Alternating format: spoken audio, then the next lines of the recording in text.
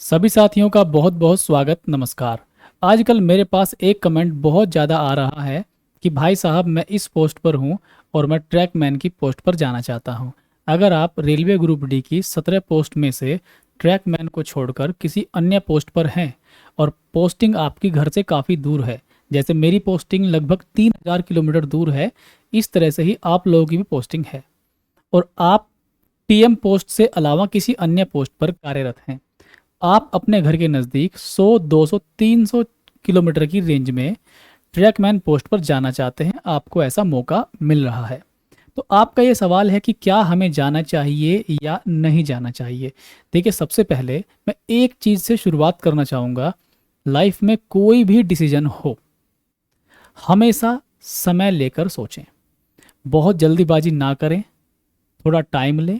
जैसे जैसे आप टाइम लेते हैं, एक प्रॉपर टाइम लें, क्योंकि टाइम आपकी हेल्प करता है चीज़ों को सही से समझने में। मेरा अपना पर्सनल अनुभव है, जब मैं कोई भी डिसीजन लेता हूँ लाइफ में बड़ा, तो मैं सोचता हूँ, समझता हूँ, समय लेता हूँ थोड़ा। तो ऐसे ही आप भी लें। कुछ पॉइंट्स मैंने आपके लिए सोचे, लिखे, मुझे लगा कि इन पर मुझे आपके साथ बोलना चाहिए, तो मैं वो आपको बताना चाहता हूँ। जैसे मान लीजिए कमेंट्स आए, कुछ आप लोग देख सकते हैं, इनको पढ़ सकते हैं। कुछ कमेंट आए और इस कमेंट्स के नीचे कुछ लोगों ने अपनी पर्सनल राय भी दी। जैसे इसको पढ़कर एक ने लिखा यू आर रॉन्ग, मतलब आप गलत सोच रहे हो। फिर कुछ कमेंट इस तरह से आए, या पढ़ सकते हैं। और यहाँ पर एक व्यक्ति ने जवाब दिया, जैसे यहाँ पर लिखा करा लो। तो कोई रॉन्ग बोलेगा आपको, कोई राइट बोलेगा, तो इसका कोई निश्चित ये नहीं है कि आपका डिसीजन सही है या गलत है। मैं कुछ पॉइंट लिख रहा हूँ आपके लिए जो आपकी हेल्प करेंगे कि आपको जाना चाहिए या नहीं जाना चाहिए। Point number 1, this is completely your decision. ये आपका डिसीजन है, केवल और केवल आपका। आप मुझे या किसी फ्रेंड से ये मत सोचो कि क्या सही है क्या गलत है। राय ले सकते हो, लेकिन डिसीजन आपका ही है। आपने मुझे कहा तो मैं आपको बताने की पूरी पूरी कोशिश करता हूँ कि क्या क्या आपको ध्यान में रखना है। सबसे पहली बात, अगर आप टीएम पोस्ट पर जा रहे हैं तो आपको ट्रैकमैन पोस्ट की कंप्लीट प्रोफाइल पता होनी चाहिए। इसके क्या क्या चैलेंजेस हैं, इसमें क्या क्या झेलना पड़ेगा, किस किस तरह से आपको डेली काम करना पड़ेगा, वो सब चीज़ आपको मालूम होनी चाहिए।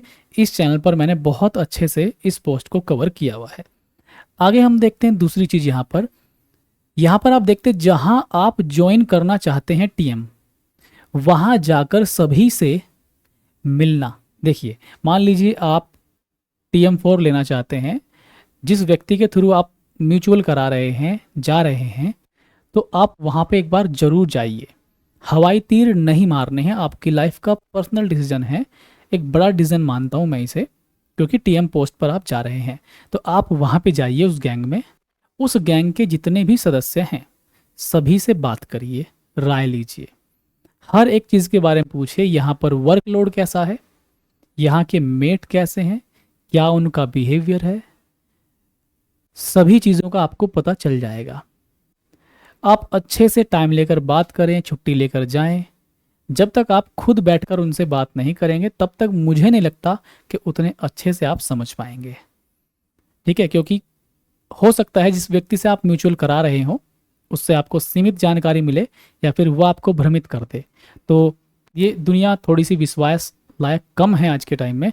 तो आप लोग जा कर के वहाँ पे सभी से बात करिए, जितने भी गैंग में मेंबर हैं, कीमैन हैं, और जो आसपास के आपके गैंग मैन हैं उनसे बात करिए। ठीक, तो आपको पता चल जाएगा। तो यही है, गैंग रेंज कंप्लीटली आप विजिट करिए, या विजिट नहीं कर सकते तो जरूर जितने भी गैंग मैन हैं सभी से पूछ लो, जो भी वहाँ पे काम करने वाले लोग हैं उन सभी से उस गैंग की सारी चीज़ छोटी छोटी पूछ लो। मैंने सारी चीज़ यहाँ पे लिख दी है। गैंग मैन से मेट के बारे में, वर्कलोड जान लीजिए, ये सारी की सारी चीज़ें। दूसरा, फिर वेदर कंडीशन कैसी है, वहाँ की मौसम का क्या प्रभाव पड़ता है। देखिए, ट्रैकमैन पोस्ट जब आप ज्वाइन करते हैं तो मौसम का प्रभाव सीधे सीधे ट्रैक पर पड़ता है। सर्दियों में मान लीजिए आप नॉर्थ में जा रहे हैं, जहाँ पर सर्दी बहुत ज़्यादा पड़ती है, सर्दी बहुत ज़्यादा पड़ती है, कोहरा आता है, फॉग कहते हैं जिसे हम लोग। फॉग में पेट्रोलिंग करनी पड़ती है, कीमैन भी जाना पड़ता है।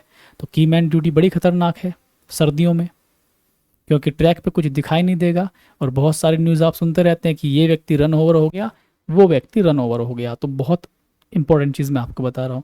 दूसरा, नाइट पेट्रोलिंग लगती है क्या। नाइट पेट्रोलिंग भी एक बड़ा इश्यू है आज के टाइम में। जो पढ़ने लिखने वाले लोग हैं उनको नाइट की ड्यूटी से, खासकर की ट्रैकमैन वाली ड्यूटी से डर लगता है, क्योंकि वो सेफ्टी को लेके ज़्यादा पॉजिटिव रहते हैं। मैं तो रहता हूँ, आपका मुझे मालूम नहीं है।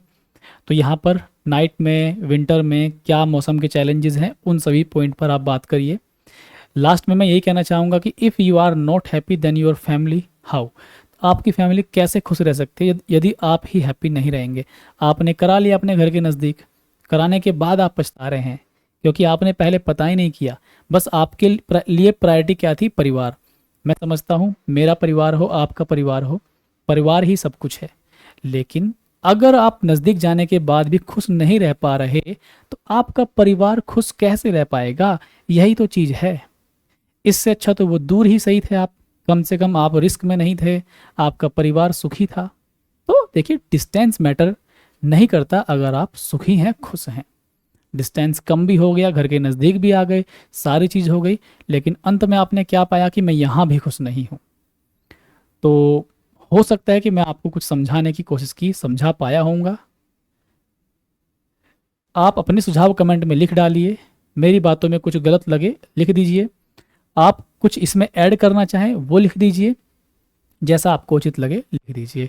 वीडियो को लाइक कर सकते हैं, शेयर जरूर कीजिए। इंपॉर्टेंट चीज़ें मैं आपके साथ शेयर करता हूँ। चैनल को सब्सक्राइब कर लीजिए। आज के लिए इतना ही। धन्यवाद, नमस्कार। आपका टॉपिक लिखिए जिस पर आपको वीडियो चाहिए। बाय दोस्तों।